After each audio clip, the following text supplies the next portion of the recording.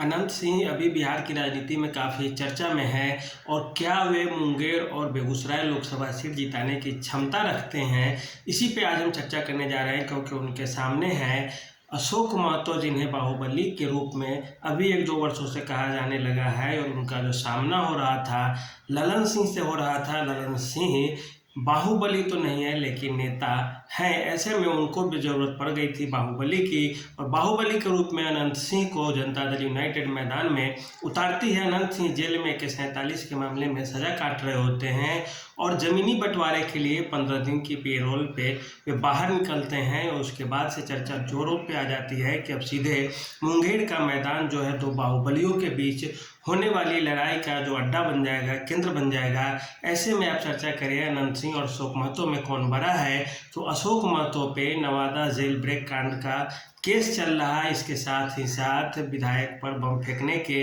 आरोप भी उन पर लगते रहे हैं, अपहरण डकैती के मामले भी हैं। लेकिन अनंत सिंह की भी बात करें तो उन पर भी कम मुकदमे नहीं है। अनंत सिंह के घर से 147 हैंड ग्रेनेड बम तक बरामद हुए हैं। अपहरण डकैती फिरौती जैसी 50 केस है उन पे। अनंत सिंह उस इलाके के जाने माने हस्ती हैं। छोटे सरकार के रूप में उन्हें समझा जाता है। खास करके मोकामा और मुंगेर के इलाके में उनकी खासी चलती है और वोट बैंक भी उनका अच्छा खासा है। ऐसा इसलिए क्योंकि अनंत सिंह बिहार के उन नेताओं में से हैं, उन बाहुबलियों में से एक हैं जो बिना किसी पार्टी के भी विधायक का चुनाव जीत जाते हैं। केवल अपने दम पे उनका अपना जो वोट बैंक है, वे निर्दलीय भी लड़ लिए तो तुरंत विधायक का चुनाव जीत जाते हैं। वे किसी भी पार्टी जदयू से लड़ते हैं तो भी जीत जाते हैं, राजद से लड़ते हैं तो भी जीत जाते हैं। कहा जाता है कि उनका इस इलाके में चला बना हुआ है। अब बात पड़ी जब ललन सिंह कमज़ोर पड़ने लगे। एक समय ललन सिंह और अनंत सिंह में कांटे की टक्कर चलती थी, दोनों एक दूसरे को देखना तक पसंद नहीं करते थे।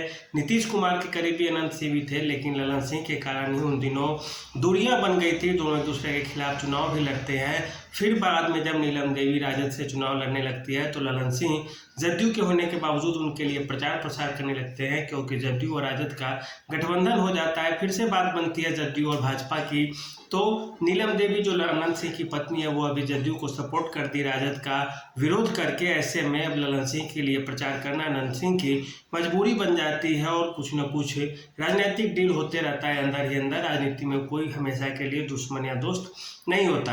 अब बात करें अशोक महतो की, तो अशोक महतो के सामने अनंत सिंह काफ़ी बड़े चेहरे हैं, क्योंकि अशोक महतो के लिए पहली राजनीतिक लड़ाई है। वे पहली बार चुनाव लड़ रही हैं। उनकी पत्नी, अब तक उनकी शादी भी नहीं हुई थी, 17 वर्षों से चूंकि जेल में थे। 2006 में देवघर से गिरफ्तार करके नीतीश कुमार की पुलिस ने उन्हें बिहार के भागलपुर जेल में लाई थी। और इसी कारण उनकी जो नाम थे, उनके जो चर्चे थे पूरे के पूरे समाप्त हो गए थे इस इलाके में। बात करें वर्तमान की, तो जब ललन सिंह और अनंत सिंह दोनों मिलकर चुनाव प्रचार करेंगे मुंगेर में या आसपास के इलाके में, मोकामे में, तो वैसे में अशोक महतो काफ़ी कमज़ोर पड़ जाएंगे। क्योंकि अनंत सिंह के बारे में यह कहा जाता है कि वे मोकामा से लेकर पटना तक और मुंगेर के पूरे इलाके, बेगूसराय के पूरे इलाके में उनका खासा दबदबा है। इसी कारण तो ललन सिंह को मजबूरन अनंत सिंह को गले लगाना पड़ा है। और अनंत सिंह की जो मदद है उसके बिना ललन सिंह चुनाव अब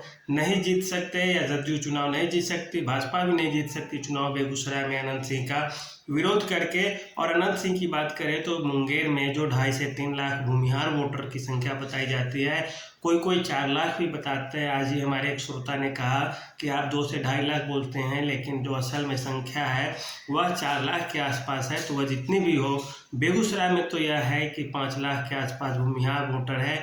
तो उनके बीच में भी अनंत सिंह की खासी पैठ है और गिरिराज दा को निकालने के लिए अनंत सिंह को काफ़ी मेहनत करनी होगी। और उनकी मेहनत को जो यदि फल के रूप में फलित होते हुए देखना चाहते हैं तो गिरिराज सिंह को अनंत सिंह की मदद लेनी पड़ेगी। मुंगेर में भी वही बात है। मुंगेर में जो इलाका आता है, मोकामा भी आता है मुंगेर में। ऐसे में मुंगेर में अनंत सिंह के बिना ललन सिंह की नैया पार नहीं होने वाली है, क्योंकि अनंत सिंह का केवल अपनी जाति बिरादरी के लोगों पर ही नहीं, सभी जाति बिरादरी और धर्म के लोगों पर अच्छी खासी पकड़ समझी जाती है इस इलाके में। और यदि वो ललन सिंह के लिए खुलेआम और खुले मन से मदद करने लगते हैं उनके लिए काम करने लगते हैं, तो इसमें कोई दो राय नहीं कि अशोक महतो इसमें कहीं भी नहीं टिकने वाले हैं, क्योंकि राजनीति केवल जाति की नहीं होती, व्यक्तित्व की भी होती है। और जब व्यक्तित्व जाति के ऊपर उठ जाता है तो उसके लिए जाति पाति और छोटे मोटे समीकरण कोई मायने रखते ही नहीं। बिहार की राजनीति ने भी यह कई बार देखा है, कई नेताओं को लेकर देखा है। तो मुंगेर में भी यह होगी तो कोई बहुत बड़ा या अफसोस या असमंजस की या आश्चर्यचकित करने वाली घटना नहीं होगी। तो अनंत सिंह को इसी कारण बाहर निकाला जाता है और अनंत सिंह ललन सिंह की मदद कर रहे हैं। अशोक महतो पे अब दोनों मिलकर काफ़ी भारी पड़ जाएंगे, इसमें कोई दो राय नहीं है। वहाँ के जातीय समीकरण भी ललन सिंह के फेवर में काम कर रहे हैं।